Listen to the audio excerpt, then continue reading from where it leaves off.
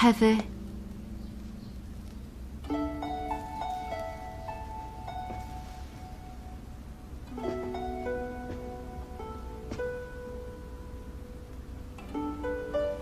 跪下。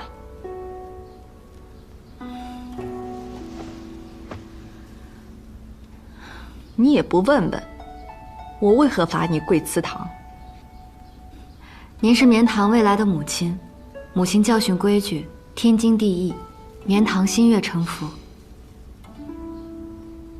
今后你就是王府的人了，要记得我今日说的话。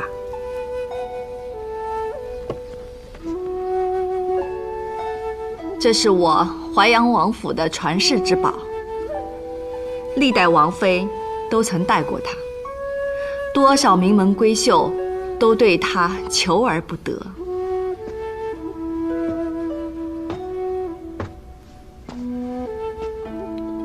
今日我把它传给你。母亲，哎呀，叫太早了。多谢太妃。你既要嫁入崔府，也该开开眼界，打开看看吧。嗯。可不要过于惊讶。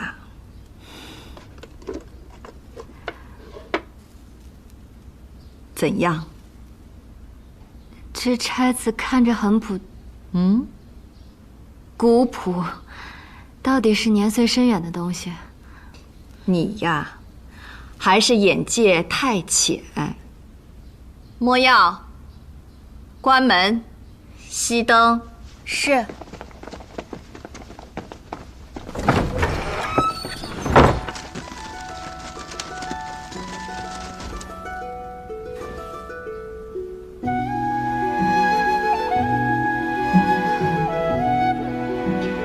这下明白什么叫传世之宝了吧？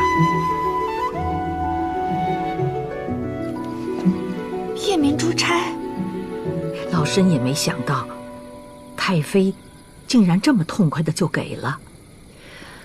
我就说今日得去吧，你还偏要徐徐图之，你图什么呀？不，定是表哥逼着姨母给他的。这钗子连我平日里都见不着，真是便宜了那个小贱人。难道真的是我痴心妄想吗？秉兰，这原本都属于你的。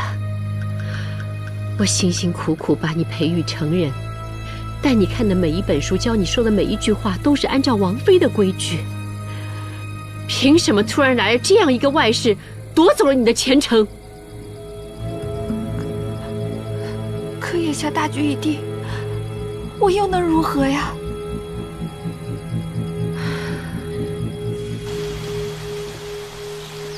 国丈不是要说战策吗？怎么带过来这种地方？臣听皇后所言，东周鲁王叛乱，令陛下食不下咽。臣作为国丈，也甚是心疼，因此，国丈要带孤散心？不，臣岂敢浪费陛下的光阴呐！哎，这哪来的琴声啊？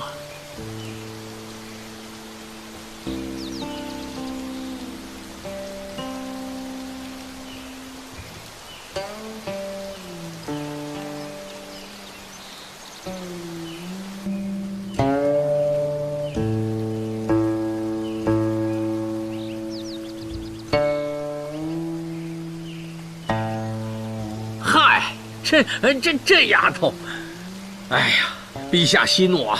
这是我第四女雪露，惊扰陛下了啊！惊扰陛下了。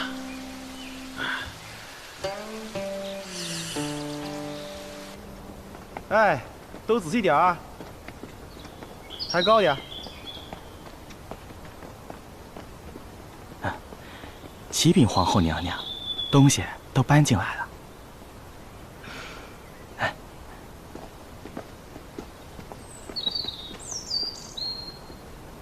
雪露参见皇后娘娘。你是懂吃的，过去家里做的鹿鸣饼分不到你院里，你若想念这味道，四姐今后时常做给你吃。四姐打算在宫中陪我多久，我好来安排。我只知道今日陛下和爹爹都很高兴，我说思念妹妹，想逛一逛御花园和宝骏园，陛下就答应了，没许期限。爹爹说了，即使陪自家妹子多久都可以。其实也未必非要出去。从前这崇华宫很僻静吧？有我帮你，陛下要来得勤了，也能热闹些。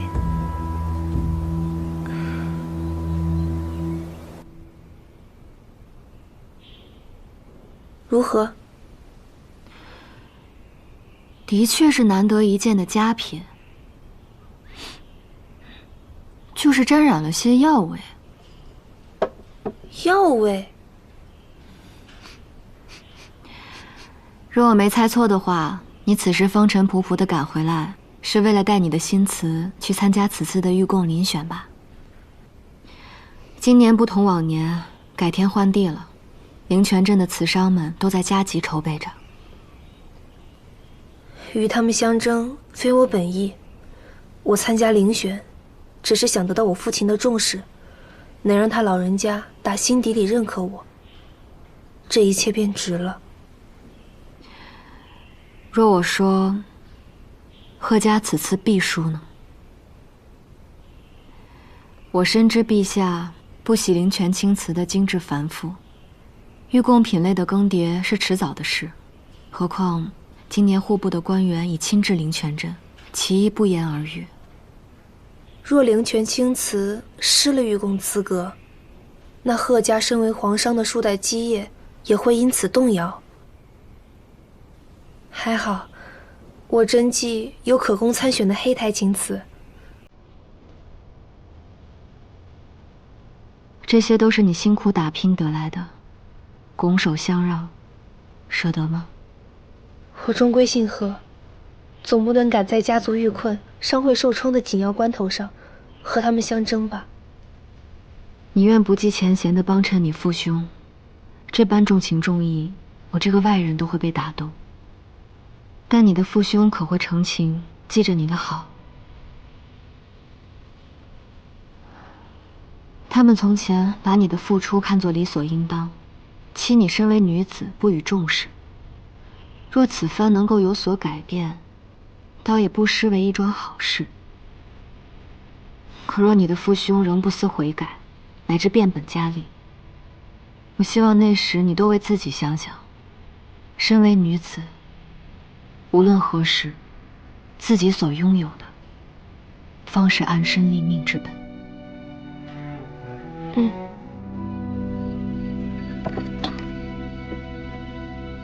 江大人啊，此番你代表户部前来遴选御贡，路途遥遥，实在是辛苦啊！在下敬你一杯，来，敬江大人。我们敬江大人。江大人，贺公，来。我知你要问什么，只是，我也很为你们灵泉青瓷可惜啊。今年的御贡遴选，只怕是要无望了。哎呀，这选不上御贡，今后这买卖难做了呀。是啊，江大人，这是何意啊？我们贺家向来都是御贡首选呢。是啊，对呀。今时不同往日，当今陛下重简，不喜精致青瓷，更是对奢靡华美之风深恶痛绝。宫里用的那些都收起来了。这不能够啊！是那陛下他到底是偏爱偏爱古朴沉静之物。只是这宫廷中所用的器物又不能失了典雅端方之韵味。什么算是？我也很是为难啊！今年的瓷器遴选，只怕是要踩空了。不仅是你们灵窑，其他几个产地只怕也是无望了。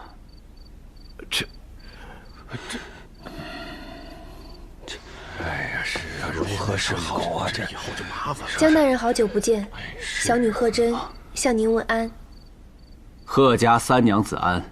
真儿，你怎么回来了？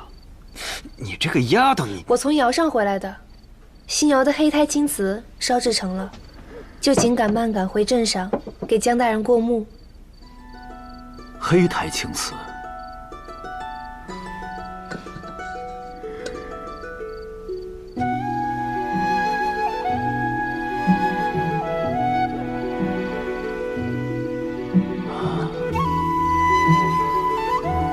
好啊，真是极好啊！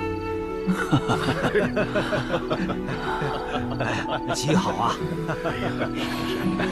这样有望，没错。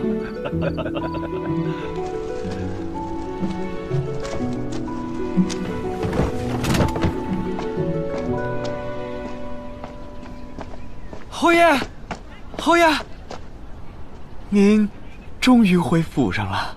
本侯刚回真州，还要见母亲，不见客。哎，侯爷，您不会还在生气吧？为何生气啊？我那不争气的妹妹，那逃婚的贺真啊，跟个没事人一样，就这么回来了。她太不像话了。她回来了？在哪儿？就在家中。她逃婚都是她一个人的主意，这回她回来了，可得好好治她的罪。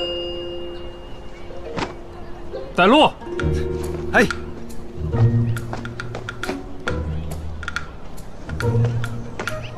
徽釉色泽温润，有浑厚古拙之美。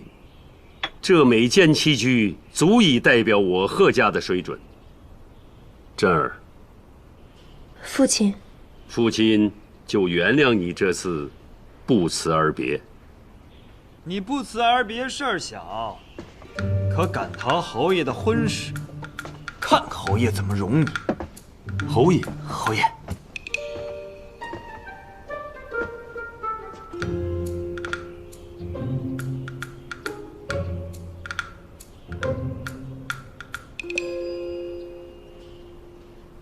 你兄长在我侯府门前乱叫，我是不得已才来的。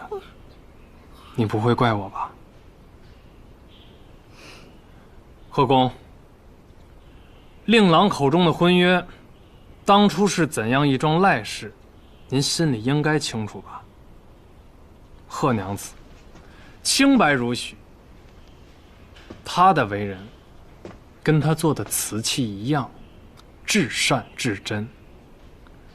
不妨告诉你们二人，这些瓷器里就有本侯亲自拉的坯。贺娘子是我的掌柜，我见过贺娘子对瓷器的精诚，本侯敬重她。再反观你们贺家，一边拿着人家的瓷器参选御贡，一边还轻视人家，还拿婚约当作拿捏人长短的筹码。你们贺家对不住贺真。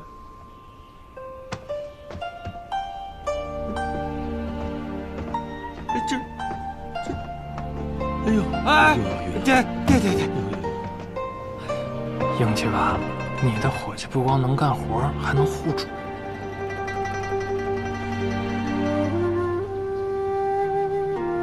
你想什么呢？这些瓷器里可没有你拉坯的。那没有功劳，我也有苦劳啊！我还一直陪着你呢。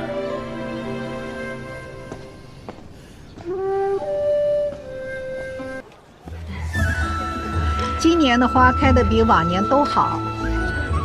每年呀，就属你们侯府菊花开得艳。哪有？你们淮阳王府那才叫开得一个美。你看那边，其实还有一些新的品种。到那边看看吧。这是什么品种？此花名叫春日见山。绵堂来迟了。县主，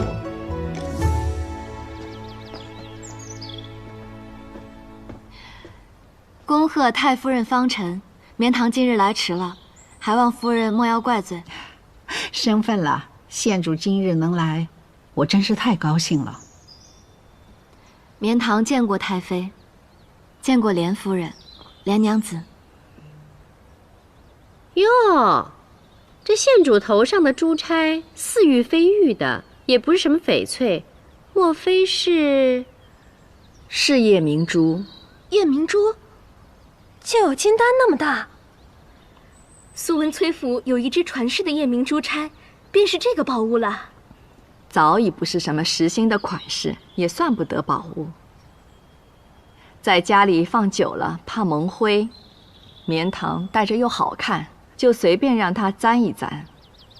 恐怕要等天色暗下来，才能入得了各位的眼。哎呀，这离天暗还有一段时辰呢，我真是等不及看一看这夜明珠的光彩了。是啊，太夫人，开席前先让我们一睹为快。是啊。既然如此，诸位夫人，趁着其他女眷还没有到齐，就请随我到茶室吧。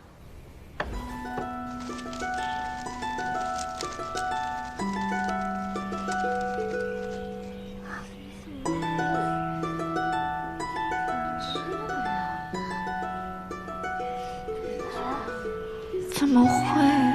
这钗上的夜明珠怎么不亮呢？怎么会如此呢？这可不太像夜明珠啊，倒像是块普通的石头。姐姐啊，你是不是不想给啊？什么破天的混话！我堂堂王府太妃，若是不想给一个人，便是三清在世，也休想从我手中沾走一片灰。即使想给，我又何必拿个赝品糊弄人呢？姨母切莫生气，我们都是信您的。只是这枚珠钗确实并非那颗夜明珠，其中必有什么蹊跷。我来问你，那日我给你的是真珠钗，你认是不认？我认。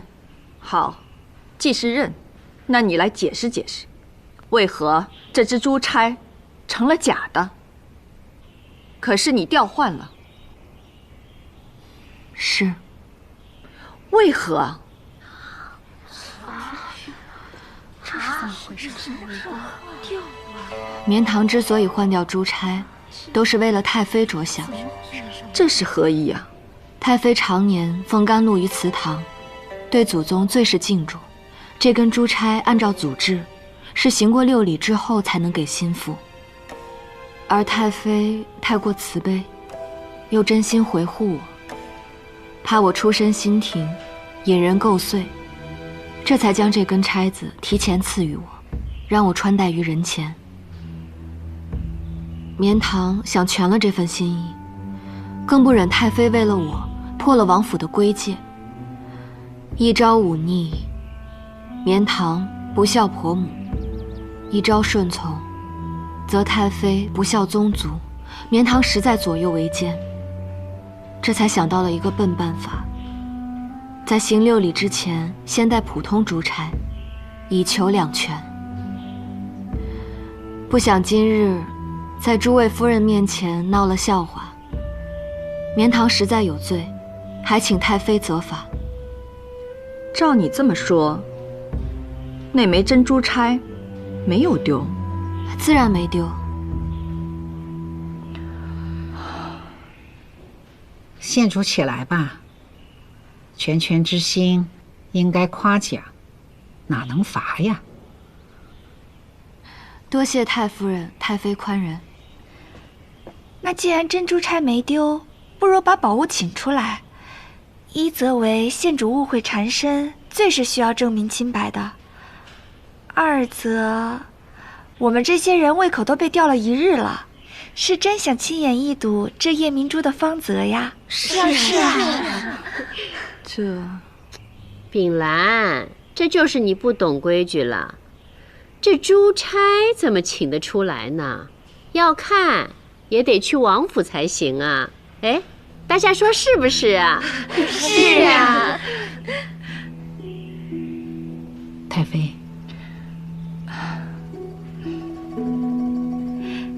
县主意下如何呀？欢迎之至。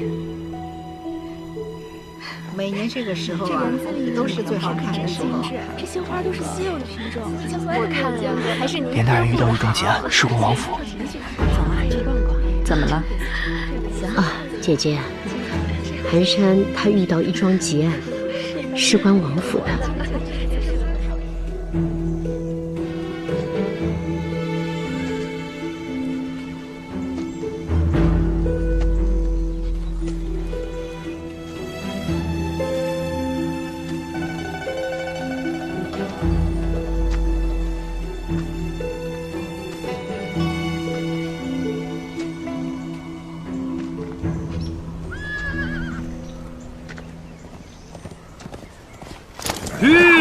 前方如何？王爷，援军何时能到？前方先报，冀鲁二军并未派兵增援，他们按兵不动，不知何为。不仅如此，原本前往东岭关的鲁王左翼军也未受牵制，正转道折返往同域而来。届时，一旦与谷外右翼军形成围势，夹击之下，我们毫无胜算。王爷，眼下我们该怎么办？敌众我寡，不能应战。今日他们定会主动来犯的。骊山裸岩利壁，只有栈道可通行，易守难攻。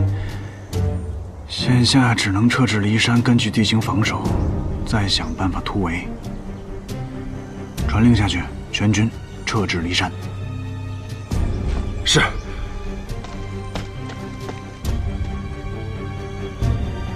把人带上来。参见太妃，小的姓顾，是永历当铺的东家，在真州从当已经10年了。把你刚才说的再一五一十说一遍。哎，昨日小店来了一位客人，是一位女使，说要典当一枚珠钗。小的一看这珠钗就知道不是凡物，细问之下，他才说是淮阳王府之物。哎，贵人们请看。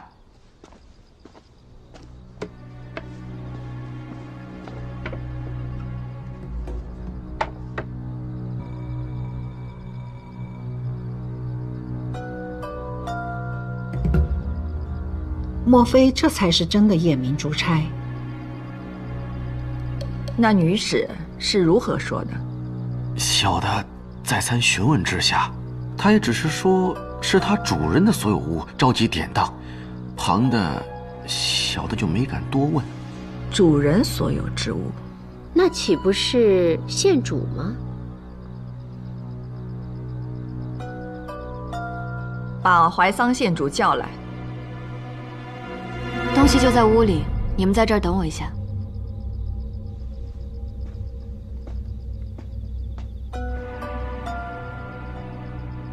秉兰就是想不通，她将来当上了王妃，珠钗总归是她的，何必要典当了去？我听说她在北州还有生意呢。这便是了，再赏赐也终归是王府的东西，哪有真金白银贴给家里来的实在？这就是小门小户的德行，想入王府，还是要看门当户对。好了，都别说了。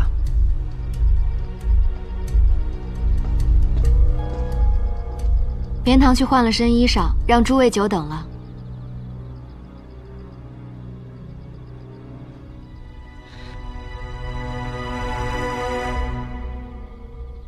我看县主头上这颗，好像更亮。是啊，怎么会有2枚珠钗呢？这个假把式，竟会落到太妃手里啊！假把式？假的？你如何觉得是假的？因为是我做的。用玉石粉和萤石粉称量混合，熔炼成浆，涂抹在瓷坯毛珠上。只要白日里晒足了日光，便会亮好几个大夜。灵泉镇瓷窑师傅那儿有具体的方子，给一匹绢就能做。假的一摔就会碎，不信的话，可以试试。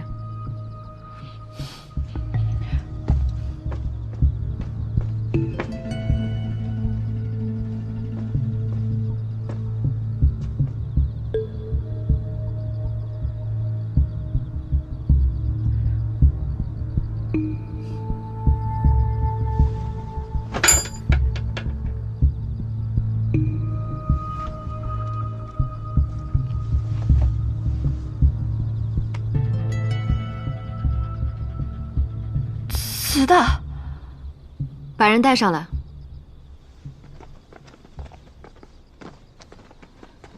王嬷嬷，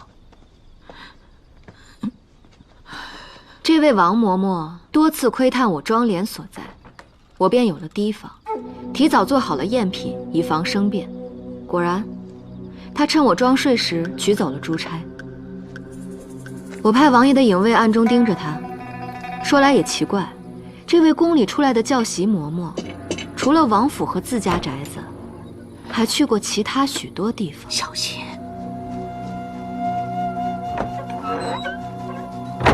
比如连府。你不要血口喷人！我只不过让他来过一次，教下面的淑女规矩。一次？一两次罢了。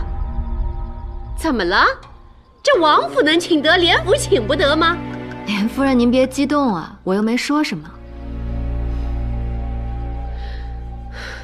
姨母，方才您不是也觉得这枚假珠钗是真的吗？我家太妃视珠钗如珍宝，常年束于高阁，鲜少拿出来，一时难以分辨，无可厚非。是啊，我总共也没戴过几回，一直放在妆帘里，舍不得拿出来。主人家认不得，有一个人定是认得。顾老板，你开当铺数十载，怎么连瓷窑师傅的手艺都见不出来啊？我这一时疏忽，也是有的。一时疏忽，本来嬷嬷偷东西也就罢了，偏偏是在今夜，全真州的王公贵女都在。便有人跑出来说王府出了内贼，想要污了我县主的名声，这算不算是有意构陷？范统领，属下在，帮我细审这姓顾的。好嘞。冤枉，小的冤枉，小的冤枉！是老奴干的。那日是老奴拿着珠钗，典当给了他。就是他，我记起来了，昨日就是他，千真万确。王嬷嬷，你也是教过我规矩的人，这些年来，金银细软从未少过你的，你为什么还要偷东西？太妃，自古人为财死，鸟为食亡。看见了吧？啊，这下左右口供都对上了，水落石出啦。抱歉，诸位。今日是太夫人寿诞，实在不该动什么官司。连夫人，你又怎么了？这个内贼和这个目不识珠的老板，都交给连大人处理，可好？好，再好不过了。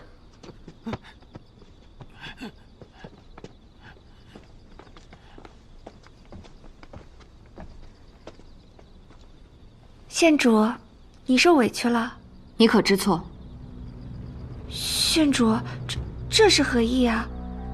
今日珠钗有疑，你第一个发现，不去盘问经手的下人，反而将矛头指向了我，一口咬定此事当中必有蹊跷。